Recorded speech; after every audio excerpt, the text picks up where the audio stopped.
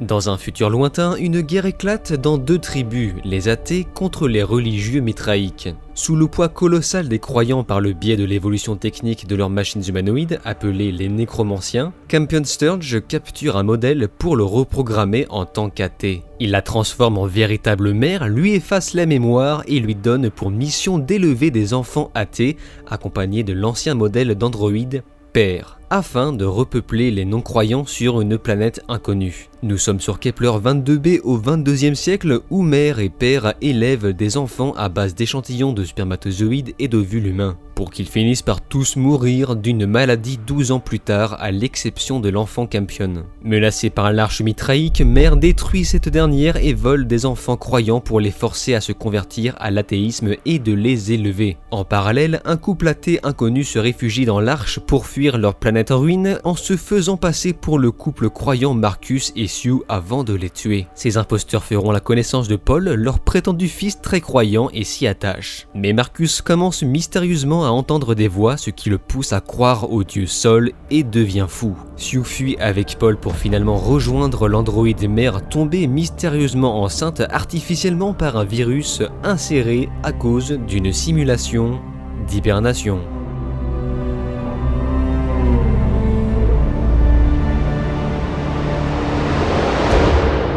Salut à tous, c'est Vince alias AmirGame et maintenant que j'ai recontextualisé les 9 premiers épisodes dans leur grande ligne, je vais pouvoir parler plus en profondeur de l'épisode 10 afin de prendre du recul sur tout ça. Et croyez-moi, j'ai plein de choses à dire. Avant tout, pour ceux qui ne l'ont pas vu, je vous reporte sur ma première vidéo consacrée à une critique globale sur les 4 premiers épisodes, vidéo sans spoilers à l'encontre de celle-ci. Alors, qu'est-ce qui s'est passé exactement dans l'épisode 10. Tout d'abord, mère, père ainsi que Sue et les enfants cherchent un nouvel endroit plus habitable pour élever le bébé de mère. La voix mystérieuse qui à l'origine avait contaminé le violeur, puis Marcus et maintenant Paul, pensant qu'il s'agit de la voix du dieu Sol, Paul entend dire que ses parents sont en fait des imposteurs. Et c'est ainsi qu'il prend la décision de tirer sur sa fausse mère Sue. Pendant ce temps, mère accouche et découvre avec horreur que son bébé n'a rien d'humanoïde. Il s'agit étrangement d'une sorte de sangsue volante. C'est alors qu'elle comprend que sa grossesse n'a en fait rien à voir avec les projets et la programmation de son créateur d'origine,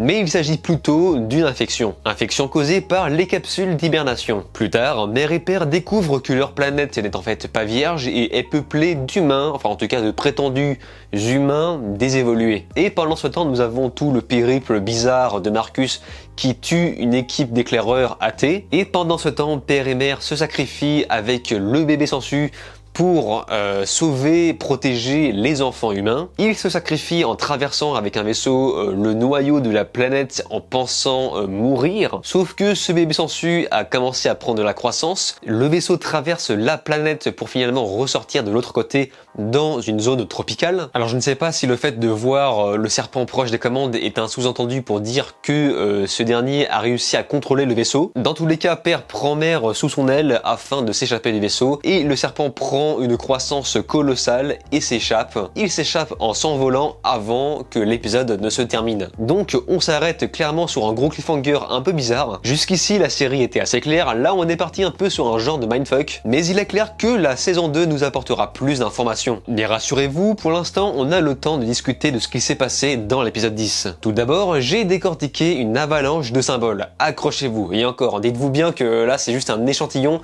de ce que la série propose. Pour commencer, une petite ironie sur le fait que les nécromanciens sont créés pour tuer et que mère a été conçue par son créateur uniquement pour élever des enfants, enfin tout l'inverse. Autrement, dans l'épisode 5 à environ 46 minutes, on peut apercevoir un passage que je qualifie de philosophique à propos d'une sorte de remise en question sur la croyance où mère commence à louer son créateur.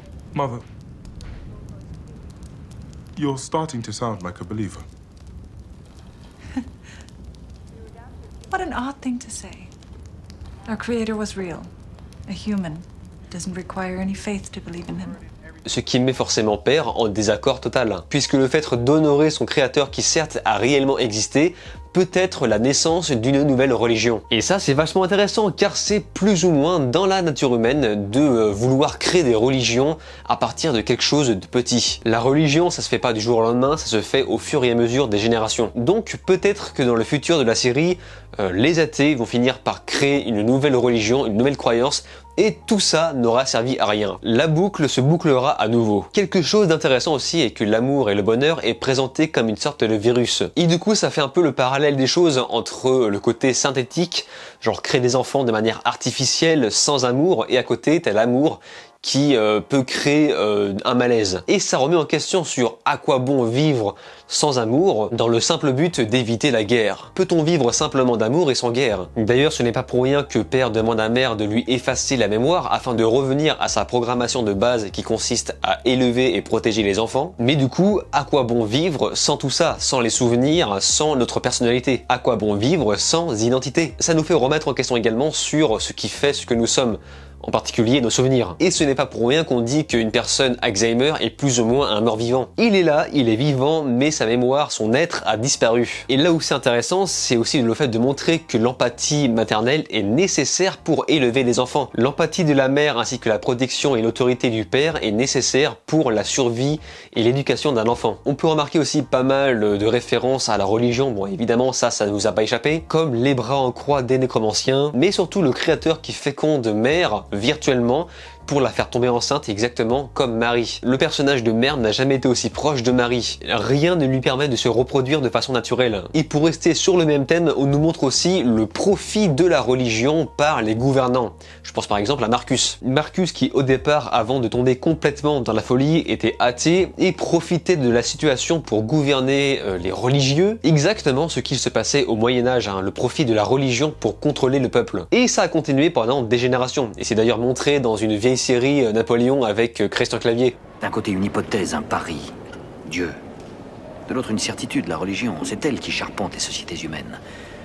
Sans religion, les peuples n'ont plus de repères. On a bien vu ce que ça a donné en France. Nous avons aussi Campion et Paul qui partagent sans le savoir le même type de parents. Par exemple, Campion, l'athée, lui, peut représenter la vérité, avec des parents certes androïdes mais bien réels, tandis que Paul, lui, représente la religion et il possède des parents illusoires, puisqu'en effet, ses parents sont des imposteurs. Peut-être que la série nous montre subtilement que la voix qu'ils entendent dans leur tête n'est bien évidemment pas celle de Sol. Il s'agit d'une illusion provoquée par autre chose. Et je ne sais pas si vous avez remarqué, mais le symbole Sol qui, à l'origine, représente le soleil, représente également une ovule avec les spermatozoïdes autour. Donc le symbole de la fécondité. La série nous a également expliqué que la religion mitraïque est impliquement liée à Mère. C'est lié probablement au créateur athée. Cette espèce de voix dans la tête des gens s'en fiche un peu de savoir qui est athée ou croyant du moment qu'ils puissent faire grossir Mère. Et ensuite on peut remarquer à la fin que les athées ainsi que quelques religieux finissent par collaborer entre eux.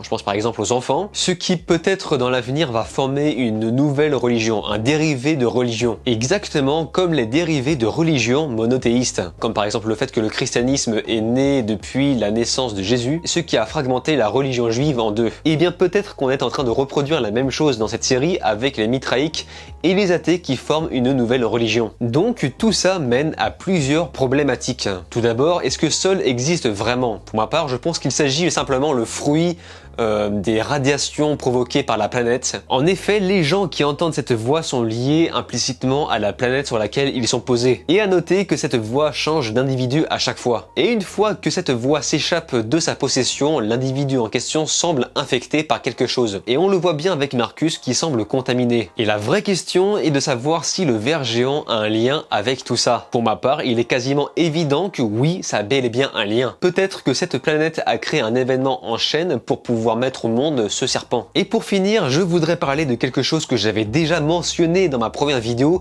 qui me paraît encore plus flagrant dans le dernier épisode. Je parle bien évidemment des liens entre les films Alien et Prometheus. Tout d'abord, comme je l'avais déjà dit, il y a les androïdes. Les androïdes sont exactement identiques à ceux des films Alien, avec les mêmes composants, les mêmes organes, le même sang, et surtout le même type d'intelligence artificielle. Tu peux très bien te taper la conversation avec un modèle de base. Ensuite, Ensuite, évidemment, le Space Jockey. Pour commencer, l'être humanoïde que Mare tue. Il s'agit très clairement de l'humanoïde qu'on peut voir au début du film Prometheus. De plus, Mare arrive à identifier le corps comme vieux de 40 000 ans, ou encore une fois, une des premières versions des êtres humanoïdes apparus il y a 40 000 ans. Et ce casque, qui est exactement le même que celui du Space Jockey, la sangsue aussi, cette espèce de forme phallique qui est exactement la même qu'on peut voir dans le film Prometheus, en tout cas quasiment la même, en référence aux illustrations de Hans Ruediger. Ce mec avait l'air fasciné par toutes les formes phalliques et en faisait des créatures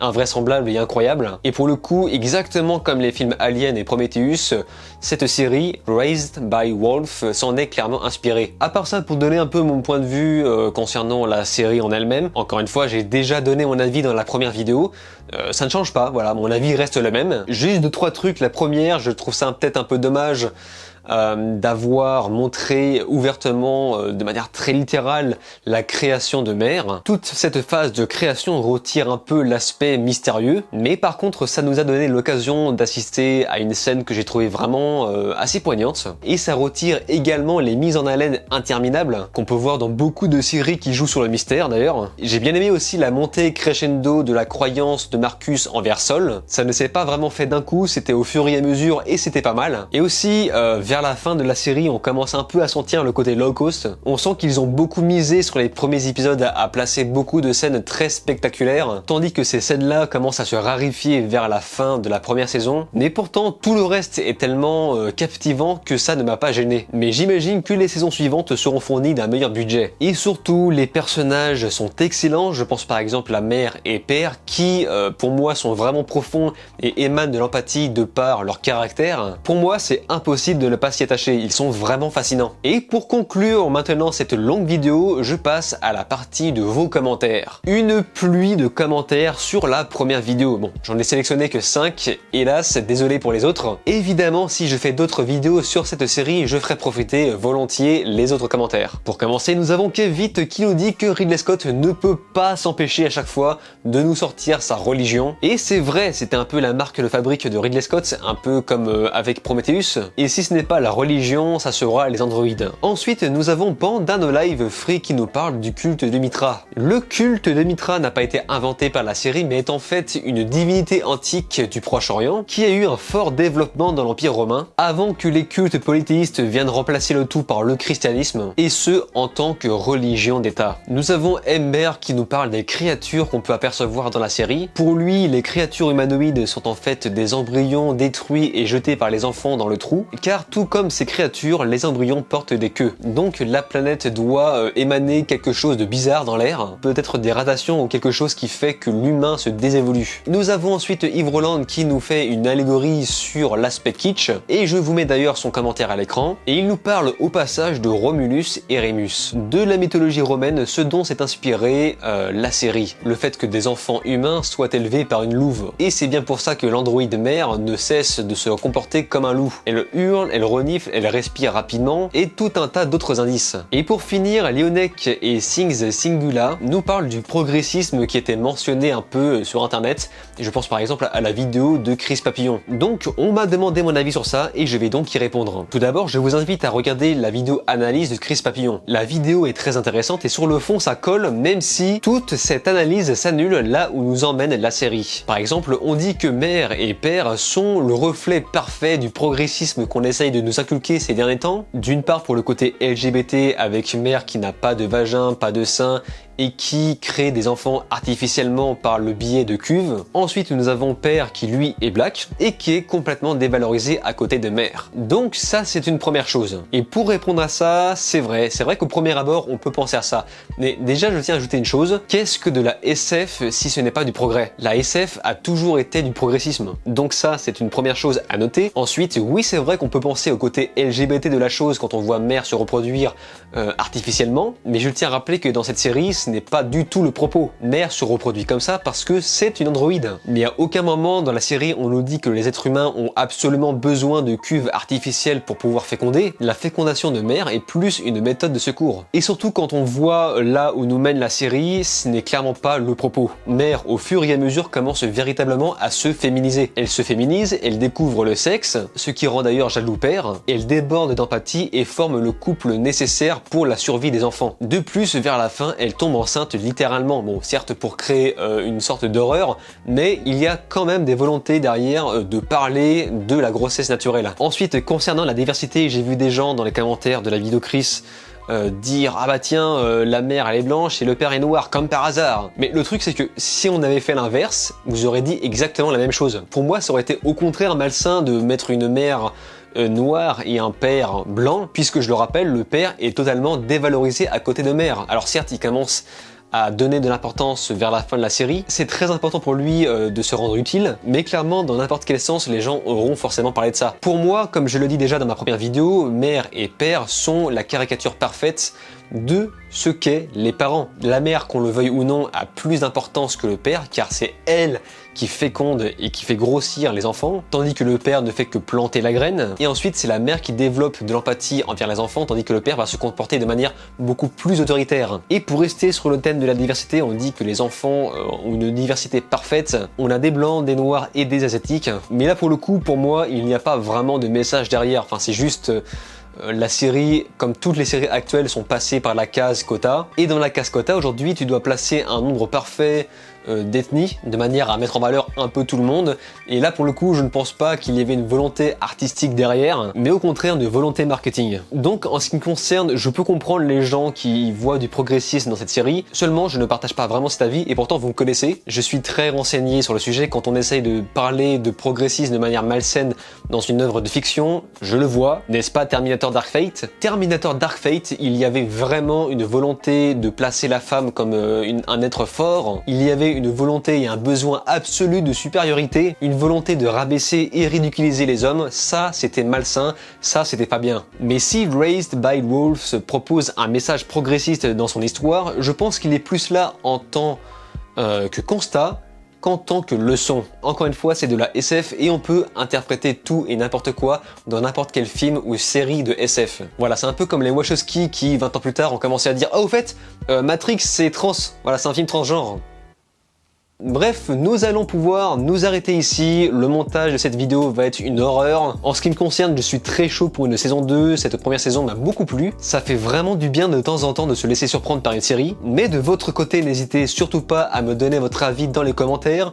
Des analyses, des théories, allez-y, lâchez-vous. Je lis et réponds à quasiment tous les commentaires et je me ferai un plaisir de mettre potentiellement en avant les commentaires des autres dans une future vidéo, puisque oui, forcément, il y aura d'autres vidéos sur cette série. Sur ce, on se laisse ici. N'oubliez pas de vous abonner à ma chaîne YouTube, cliquez sur la cloche, likez, partagez et de regarder mes autres vidéos. Je vous dis alors ciao et à la prochaine.